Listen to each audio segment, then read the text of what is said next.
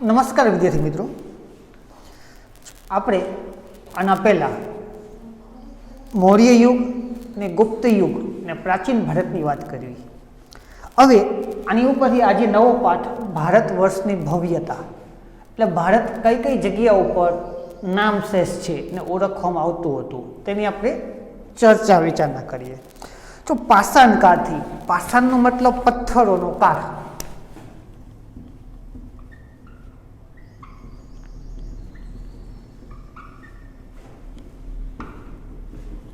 પથ્થરોના કાળને પાષાણ કાળ તરીકે ઓળખવામાં આવે છે.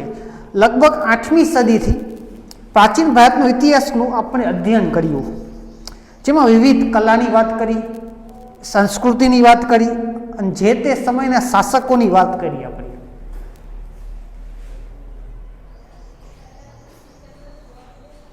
ભારત એક ઉપખંડ જેટલો મોટો રાષ્ટ્ર છે. પ્રાચીન કાળથી અનેક જાતિ, પ્રજાતિઓ, સમૂહો આ દેશની સમૃદ્ધિથી આકર્ષાઈને ભારત દેશમાં આવવા લાગ્યા હતા, જેના કારણે ભારતીય સંસ્કૃતિમાં વિવિધતાનો સંગમ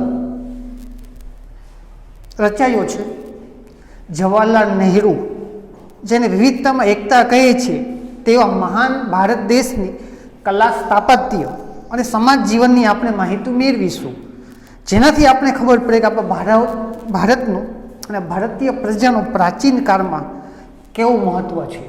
તો પહેલાં વાત કરવાની છે પ્રાચીન ભારતની ખેતી. તો આપણને ખબર છે ખેતી એટલે કે સર વાત કરશે બાજરો, જવ એ જ વાત હોય, કેમ ખેતીની અંદર આપણો મુખ્ય પાક ઘઉં, બાજરી અને જવ છે, જે પહેલાંથી ચાલુ આવતો છે, અત્યાર સુધી ચાલુ આવે છે. જો આપણા દેશની દૈનિક જીવનની મોટા ભાગની ખોરાક માટેની તેમજ વપરાશની વસ્તુઓ આપણને ખેત પેદાશોમાંથી મળે છે.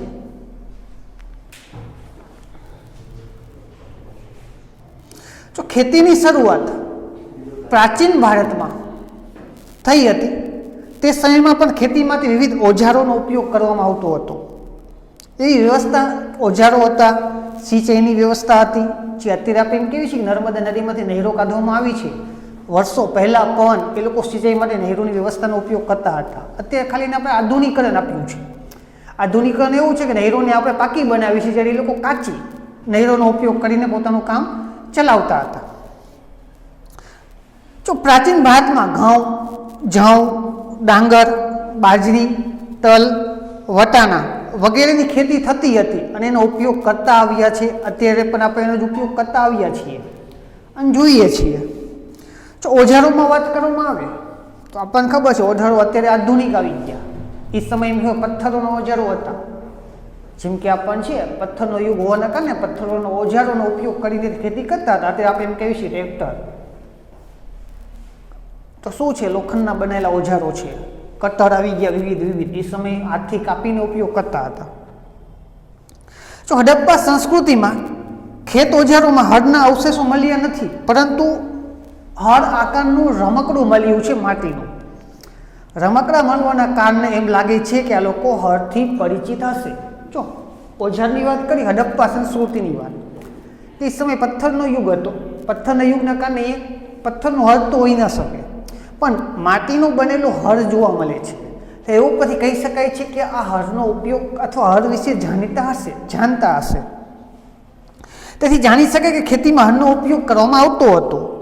આશરે 2500 વર્ષ પહેલાંના સમયની ખેતી માટે લોખંડના સાધનોનો ઉપયોગ કરતો. અત્યારનો જે યુગ છે, જે આપણે લોખંડના સાધનનો ઉપયોગ કરવી છે, જેમ કે કુલ્હાડી છે, દાતરડું છે, થ્રેસર છે, કટર છે, અથવા ટ્રેક્ટરના વિવિધ ઓજારો છે, તે લોખંડના બનેલા છે. પણ આની આપણે ઉપયોગ 2500 વર્ષ પહેલાં જ કરતા થયા છે. જ્યારે હડપ્પા સંસ્કૃતિ તો 5000 વર્ષ પૂરી જૂની છે. એ સમયે પથ્થરોનો યુગ હોવાના કારણે એ લોકો લોખંડથી અજાણ હતા. આપણે એમ કહેવી છે કે લોખંડ એટલે શું, એ લોકોને ખબર ન હતી. જ્યારે અત્યારે આપણે ડગલે પગલે લોખંડનો ઉપયોગ કરીએ છીએ. જો સિંચાઈની વાત કરવામાં આવે તો મેં તમને પહેલાં પણ કીધું, એ સમયે પણ નદીમાંથી નહેરો કાઢીને ખેતી કરવામાં આવતી હતી. અત્યારે પણ નદીમાંથી નહેરો કાઢીને ખેતી કરવામાં આવે છે. સમગ્ર ગામડાઓ વગર રાજાઓ અને રાજ્યનું ટકી રહેવું મુશ્કેલ હતું. જે રીતે ખેતીના વિકાસ માટે નવા સાધનો અને ધરુરોપણ મહત્વના પગલાં હતા, તેવી જ રીતે સિંચાઈ વ્યવસ્થા પણ ઘણી ઉપયોગી સાબિત થાય છે. શું કામ? કે જો સિંચાઈ ન હોય, પાણી ન હોય તો ખેતરની અંદર આપણે પાક લઈ શકતા નથી, અને પાક લેવા માટે સિંચાઈનો ઉપયોગ કરવો પડે. આ સમયે એવી પણ વ્યવસ્થા હતી, કૂવા ગાળીને પાણીનો સંગ્રહ કરવામાં આવતો હતો. જ્યારે દુષ્કાળ જેવી પરિસ્થિતિ હોય તો એનો ઉપયોગ સિંચાઈ માટે કરતા હતા. અત્યારે આપણે જોઈએ છીએ કે ચેક ડેમો બાંધેલા છે. એનું કામ શું છે? કે જ્યારે વરસાદ ન પડે ત્યારે એનો ઉપયોગ આપણે કરી શકીએ છીએ.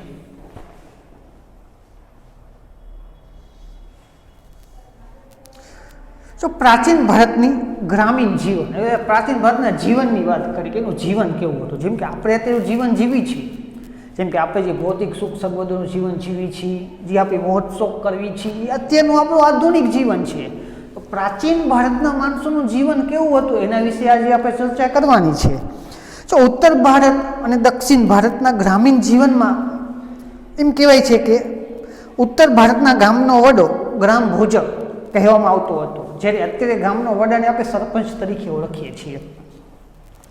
સામાન્ય રીતે એક જ પરિવારના લોકો આ પદ પેઢી સુધી સાચવી રાખતા હતા, જ્યારે અત્યારે ચૂંટણી દ્વારા આપણને પસંદ કરીએ છીએ. એટલે વંશ પરંપરાગત સત્તા નથી. પ્રાચીન સમયમાં ગ્રામ ભોજક એટલે ગ્રામના વડાની સત્તા વંશ પરંપરાગત હતી. ગ્રામ ભોજક મોટે ભાગે ગામનો સૌથી મોટો જમીન માલિક હતો. પહેલાનો સમય એવો હતો કે સૌથી વધુ ગામની અંદર જે જમીન હોય અથવા જમીનનો માલિક હોય એને ગામનો વડો ગ્રામ ભોજક બનાવવામાં આવતો હતો. એટલે અત્યારની ભાષામાં એમ કહેવી તો સરપંચ બનાવવામાં આવતો હતો. જમીન માલિક ભાડુતી માણસો રાખી ખેતી કરાવતો હતો. રાજા પણ ગામડેના કરવેરા ઉઘરાવવાનું કાર્ય તેમને સોંપતા. તે કાયદા અને વ્યવસ્થા સ્થિતિ પણ સંભાળતા હતા. દક્ષિણ ભારતમાં 3 પ્રકારના લોકો રહેતા હતા, જેમ કે મોટા જમીનદારો, નાના જમીનદારો અને જમીન વિહોણા. જો મોટા જમીનદારો એટલે આપણે સમજ્યા જેની પાસે જમીન સૌથી વધુ છે એને જમીનદારો. નાના જમીનદારો એટલે એની થાય જેટલો પોતાનું પરિવારનું ગુજરાન થાય એટલી જ જમીન તેની પાસે છે તે નાના જમીનદારો. જમીન વિહોણાનો મતલબ જેની પાસે જમીન નથી એને દાસ શબ્દ આપેલો છે. દાસ એટલે કોઈ બીજાના અહીંયા તે મજૂરી કરતા બદલામાં તેને 2 ટંક જમવાનું ભોજન આપવામાં આવતું હતું. નગર જીવન એટલે એ લોકોનું ગામનું જીવન, એને નગર જીવન કીધું છે. જો મોટા ભાગના શહેરો 2500 વર્ષ પહેલા મહાજનપદોની રાજધાની હતા. એટલે જેમ કહેવાય છે કે કોઈ રાજા હતો, રાજાની રાજધાનીની અંદર રહેવાનું પસંદ કરતા હતા. આ શહેરો કિલ્લાબંધીથી સુરક્ષિત હતા. મતલબ આપણે કીધું કિલ્લો, ચારે બાજુ દિવાલ બાંધી દેવાની, ચારે દિશાઓના રસ્તા રાતે બંધ કરી દે એટલે આખું ગામ સુરક્ષિત થઈ જતું. આ કિલ્લાબંધીની અંદર રહેવાનું વધારે પસંદ કરતા હતા. ઘણા શહેરોમાંથી વલયકૂપ પ્રાપ્ત થાય છે, મતલબ પાતાળ કૂવા જોવા મળે છે, જે કૂવા તરીકે ઓળખવામાં આવે છે. આ વલયકૂપ શૌચાલયની અથવા કચરાપેટી માટે ઉપયોગમાં લેવામાં આવતા હતા. જો આપણે ધોળાવીરાની વાત કરવામાં આવે તો ધોળાવીરા નગરની ફરતે 7 કૂવાઓ મળી આવ્યા છે. અને એની રચના જોવામાં આવે તો એકબીજા કૂવાનું પાણી શુદ્ધિકરણ દ્વારા એકબીજા કૂવામાં જાય છે. અને એ પાણી કયું છે જે આપણે દુરુપયોગ, આપણે જે વાપરેલું પાણી છે એને શુદ્ધિકરણ કરીને બીજી વાર ઉપયોગમાં લેવાનું કામ થાય છે, જેને આપણે એમ કહેવી છીએ કે રિફિલિંગનો પ્લાન્ટ જોવા મળે છે. અહીંયા રિસાયકલ કરીને બીજી વાર પાણીનો ઉપયોગ કરી શકાય છે. જો ગ્રામીણ અને નગરના લોકો ખેતરોમાં ઘઉં, જવ, ચોખા, દૂધ, દહીં, ઘી, ફળ ફરાળી તથા માંસ માછલીનો ઉપયોગ કરતા હતા.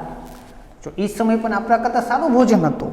જો કે આપણે અત્યારે આપણે ઘી લેવા જઈએ તો ભેળસેળવાળું આવશે. એ લોકો ચોખ્ખું ઘીનો ઉપયોગ કરતા હતા. ઋતુ મુજબ ખોરાક ખાતા હતા, જેમ કે અત્યારે આપણે ઋતુ મુજબ ખોરાક ખાઈએ છીએ.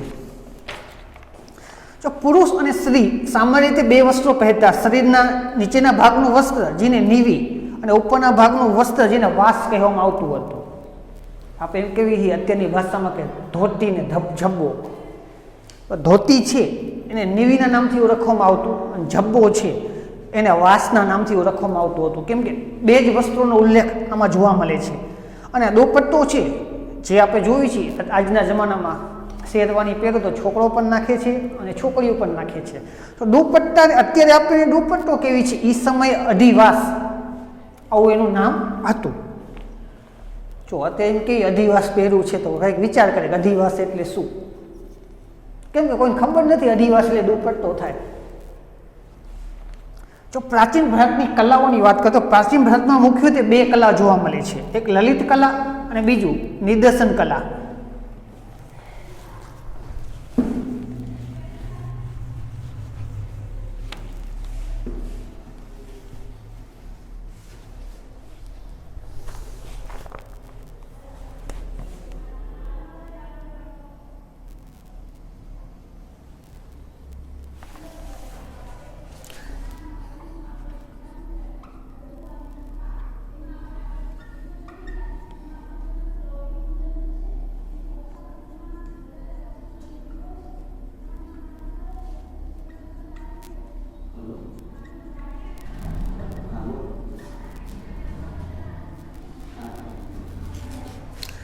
બે કલા જોવા મળે છે, લલિત કલા અને નિદર્શન કલા. જો લલિત કલામાં શું શું આવે તો લલિત કલાની અંદર ચિત્ર, સાહિત્ય, સ્થાપત્ય, સંગીત અને માટીકામ. આ લલિત કલાનો ઉલ્લેખ છે આપણે અહીંયા કીધું લલિત કલા.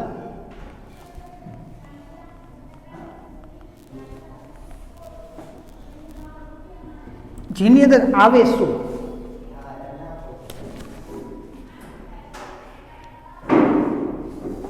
કે ચિત્ર આવે, સાહિત્ય આવે, સ્થાપત્ય આવે, સંગીત, સ્થાપત્ય અને માટીકામ. આ લલિત કલાની અંદર આવતી કલાઓના નામો છે. જ્યારે નિદર્શન કલામાં શું આવે,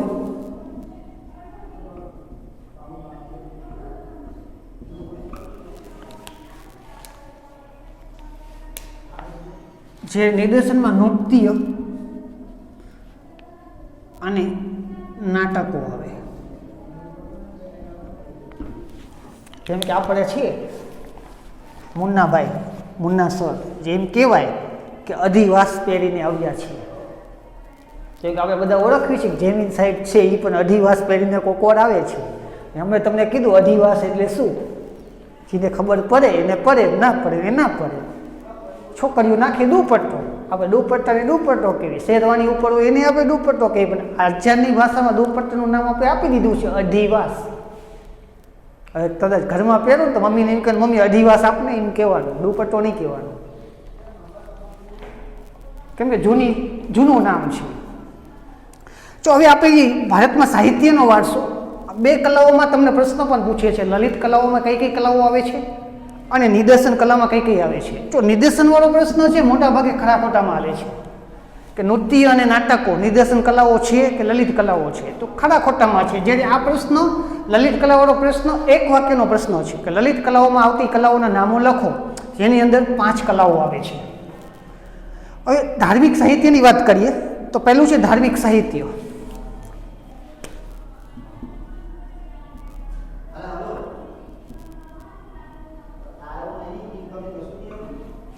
આપણે મોટા ભાગે એમ કે ધર્મ સાથે લગતું સાહિત્યને ધાર્મિક સાહિત્ય તરીકે આપણે ઓળખીએ છીએ મોટા ભાગે. તો ભારત સૌથી પ્રાચીન ધાર્મિક સાહિત્યમાં વેદોનો સમાવેશ થાય છે, એટલે 4 વેદો, જેમાં ઋગ્વેદ, યજુર્વેદ, સામવેદ અને અથર્વવેદનો ઉપયોગ થાય છે. એના આપણે નામો પણ કીધું છે. ઋગ્વેદ એટલે સૌથી જૂનામાં જૂનો વેદ છે, યજુર્વેદ એટલે આયુર્વેદિક વેદ છે, સામવેદ છે સંગીતને લગતો વેદ છે, જ્યારે અથર્વવેદ એ જાદુ ટોણાને લગતો વેદ છે.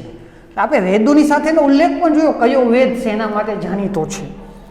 વેદોને સમજાવવા માટે બ્રહ્માંડ ગ્રંથો અને ચાણક્યોની રચના કરવામાં આવી છે, જેમાં બ્રાહ્મણ 3 બ્રાહ્મણોનો ઉલ્લેખ છે, જેમાં આપણે કેવી સતપથ બ્રાહ્મણ, બીજું છે ગોપત,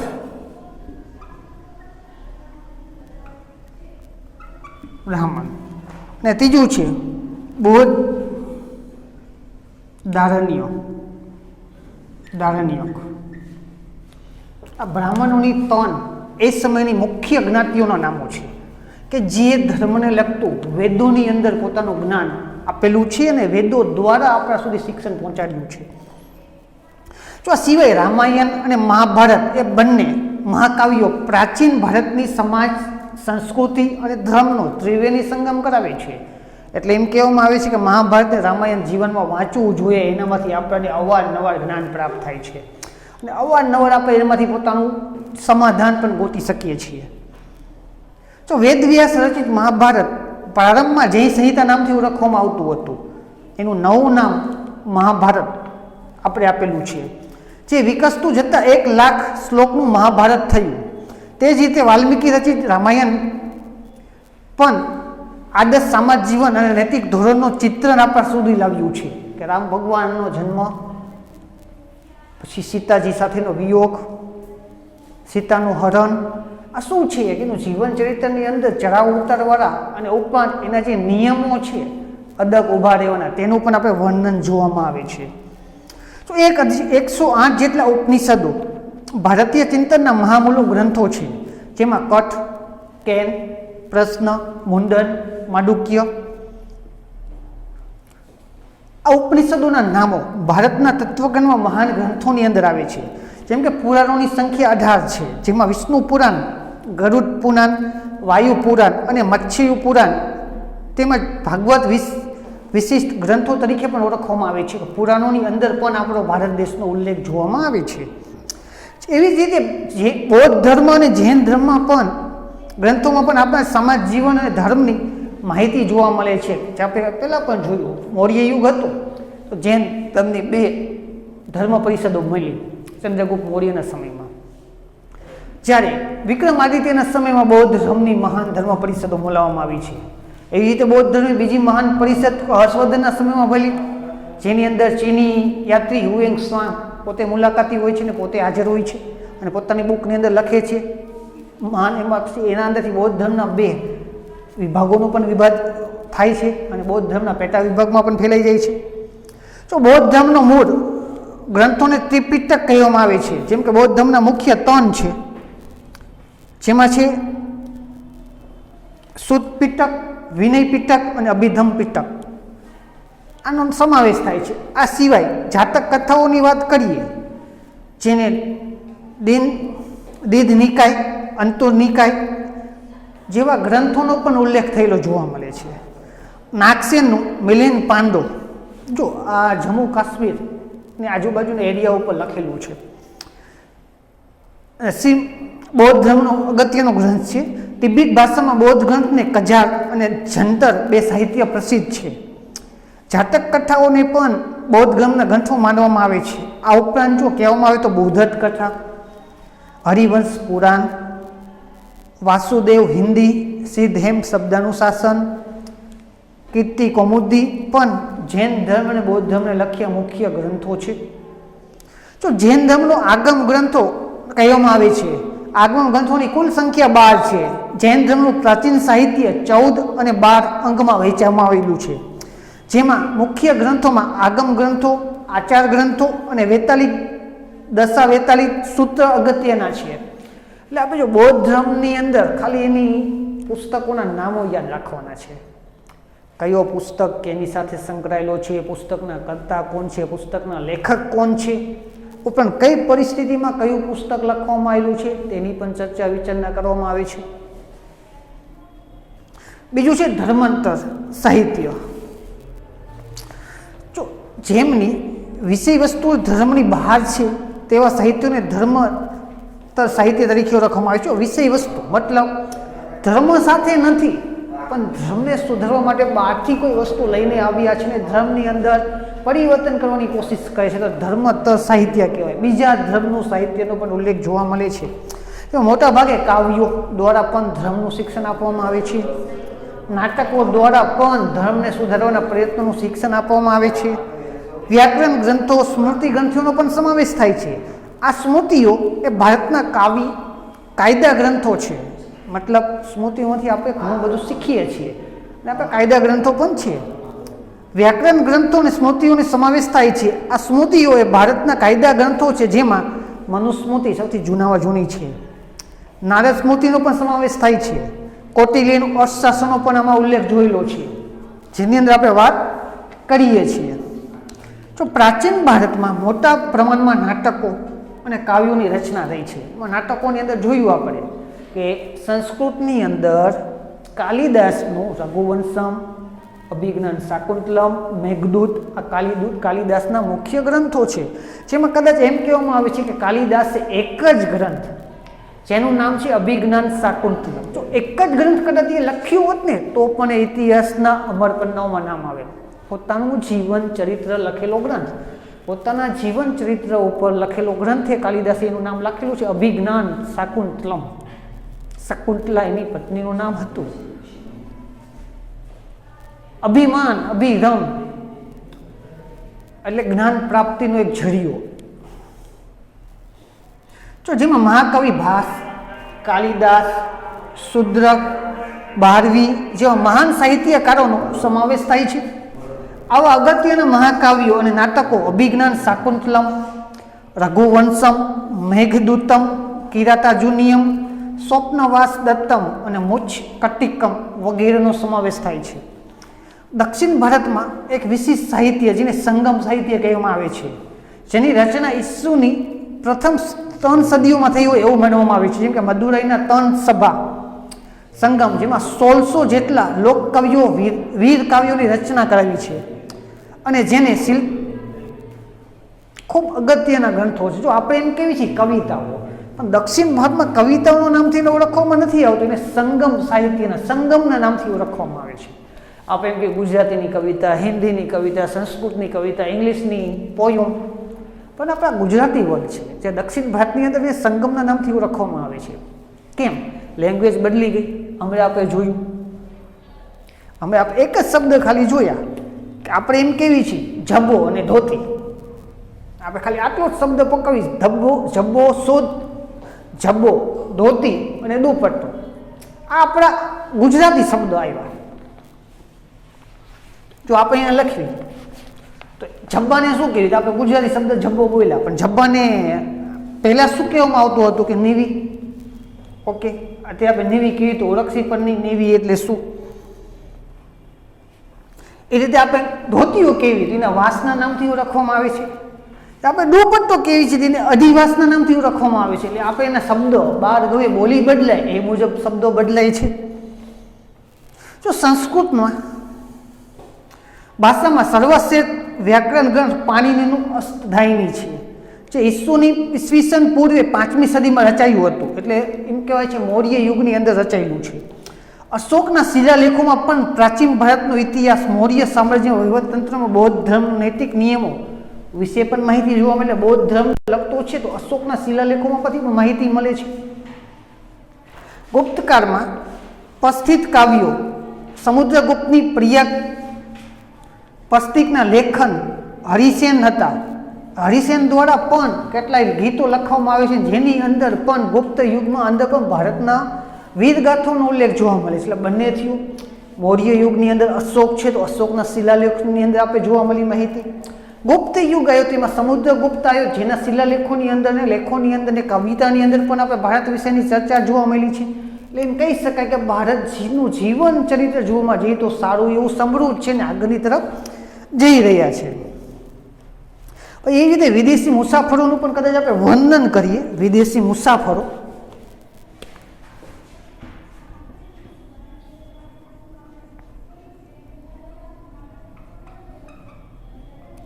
જો પહેલો જ મુસાફર આવશે, જો પહેલો જ પાઠ 7મો પાઠ મૌર્ય યુગ આપણે જોયું, હેલેનાના લગ્ન થાય છે અને હેલેના એક એલસી લઈને આવે છે, જેને ઇન્ડિકા નામનું પુસ્તક લખ્યું હોય છે, મેગ્નેસિસ. તો પહેલો વિદેશી મહેમાન આવેલો મેગ્નેસિસ છે, જે ઇન્ડિકા નામનું પુસ્તક લખ્યું છે.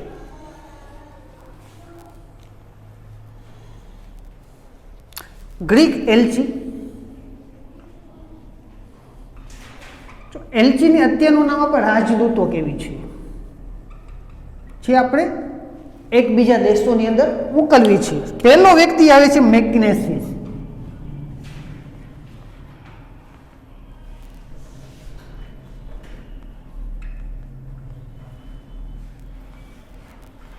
જે ઇન્ડિકા નામનું પુસ્તક લખે છે, ગાડીની વાત નથી, પુસ્તકની વાત છે. ઇન્ડિકા નામનું પુસ્તક લખે છે. એ જ રીતે બીજો વ્યક્તિ આવે છે ટોમેલી, એ પણ ગ્રીકનું છે.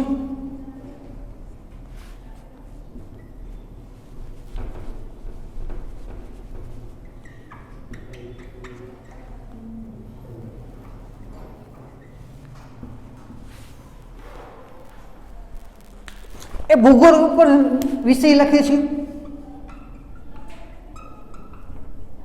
ટોમેલી ભૂગોળનો ગ્રંથ ભારતમાં આવીને લખે છે, પહેલા પડે છે, પછી એના વિશે ગ્રંથ લખે છે. એ રીતે ત્રીજો વ્યક્તિ આવે છે ભારતમાં, ફાહિયાન.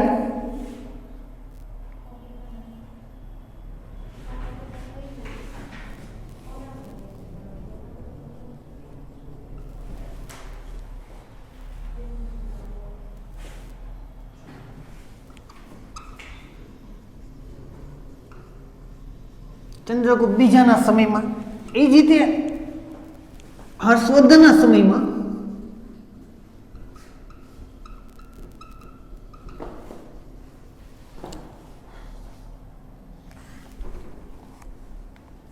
યુઆંગ સાન ચીની મુસાફર છે, એ પણ આવે છે. અને એ દરેક લોકો ભારતની અંદર આવે છે. ભારતની જીવનશૈલી, ભારતની પરંપરાઓ, ભારતની ભૌતિક સુખ સગવડની વસ્તુઓ, ભારતની સમાજ જીવન, શાસકો, સંસ્કૃતિનું વર્ણન પોતાના પુસ્તકોની અંદર કરે છે. અને એ લેખો ઉપરથી અત્યારે આપણે એમ કહી શકીએ છીએ કે ભારતની ભવ્યતા જે પ્રાચીન સમયથી પણ અજોડ છે, અત્યારે પણ અજોડ છે. પહેલાં પણ ભારતને પોતાના નામ સાથે સોનાની ચીડિયા તરીકે ઓળખવામાં આવતું હતું, અત્યારે પણ એ સોનાની ચીડિયા તરીકે પણ ઓળખવામાં આવી શકે છે. શું કામ? કોઈ રસ્તો જ્યારે બધું બંધ થઈ જાય છે ને, જ્યારે વિશ્વની અંદર ભારત રસ્તો બતાવે છે, એટલે એમ કહે કે ભારત અજોડ છે, અમર છે. ભારતની અંદર એટલા મહાન વ્યક્તિઓ પડ્યા છે કે બધાને રસ્તો બતાવવામાં કાબેલ છે, આગળ પડતું સ્થાન ધરાવે છે. તો આપણે વિદેશી વેપારીઓ તો આવ્યા, હવે વિદેશી વેપારીઓનો જ્યારે ભારતમાં આવવાનો રસ્તો છે, વેપારી માર્ગો છે, કઈ રીતે ભારત સુધી પહોંચ્યા, કોઈ સંબંધો દ્વારા આવ્યા. જેમ કે આપણે જોયું અહીંયા કરે મેગ્નેસનિક્સ હતો, એ હેલેનાનો અંગત વ્યક્તિ હતો અને એક જાસૂસ તરીકે પણ કામ કરતો હતો. અને ગ્રીક સાથેના ચંદ્રગુપ્ત મૌર્યના સંબંધો સારા હોવાના કારણે વિદેશી એલચી હતો, એના દરબારમાં બેસતો, નિયમો રાખતો, બધું કરતું. એ રીતે ગ્રીક બીજો એલચી હતો ટોમેલી, તે પણ આવ્યો હતો મૌર્ય યુગમાં. પછી ચંદ્રગુપ્ત દ્વિતીય એટલે ગુપ્ત યુગમાં ફાહિયાન આવ્યો, એ પણ એ પોતાના રાજદરબારમાં બેસતો, જોતો, કઈ રીતે નિયમ કરે છે એની ચર્ચા વિચારણા થતો. પછી હર્ષવર્ધનના સમયમાં પણ ચીનથી એક યાદ હતું ઝુએંગ સ્થાન, જે બૌદ્ધ ધર્મનો ઊંડો અભ્યાસ કર્યો. એમ કહેવામાં આવે છે કે 15 વર્ષ માટે નાલંદા વિદ્યાપીઠમાં, 5 વર્ષ માટે હર્ષવર્ધનના દરબારમાં, આ ઉપરાંત ઉત્તર ભારત, દક્ષિણ ભારતમાં પણ ફર્યો અને એની ભૌતિક સુખ સંબંધોનો ઉલ્લેખ પોતાના પુસ્તકમાં લખ્યો. અને જ્યારે તે અહીંથી ચીન પાછો જાય છે ને, જ્યારે બૌદ્ધ ધર્મને લગતા પુસ્તકો અને બૌદ્ધની પ્રતિમાને લઈને જાય છે. શું કામ? કે એક મહાન લેખક હતો, એટલા માટે કે હવે આગળની ચર્ચા આપણે આના પછીના એટલે આવતા સોમવારે કરશી. ત્યાં અહીંયા સુધી આપણે રાખવી છે.